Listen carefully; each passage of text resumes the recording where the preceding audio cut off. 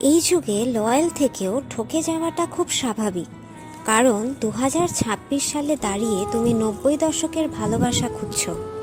তখন সম্পর্ককে মানুষ দিয়ে মাপা হতো, এখন সম্পর্ককে সুবিধা দিয়ে মাপা হয়। তখন অপেক্ষা ছিল, ধৈর্য ছিল, কথা না হলেও সম্পর্ক টিকে থাকতো। আর এখন একটু অসুবিধে হলেই মানুষ বেটার অপশন খোঁজে। তুমি লয়াল থেকেছো কারণ তোমার মানসিকতা এখনও পুরনো দিনের, সৎ, গভীর এবং একজন মানুষই আটকে থাকা। আর এখন সময় বদলেছে, তাই সম্পর্কের দায়বদ্ধতা এখন ভারী লাগছে। তাই ঠকে যাওয়াটা তোমার দোষের না, এটা সময়ের বাস্তবতা। তোমার লয়্যালটি কোনো দুর্বলতা নয়, এটা একটা চরিত্র। শুধু ভুল এতটাই, ভুল সময়ে ভুল মানুষের কাছে সেই চরিত্র তুমি উজাড় করে দিয়েছ।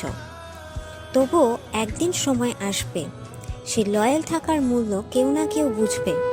কারণ সময় বদলালেও খাঁটি ভালোবাসার দাম কখনোই কমে না। তাই হাল ছেড়ো না, ভালোবেসে যাও, ভালো থাকবে।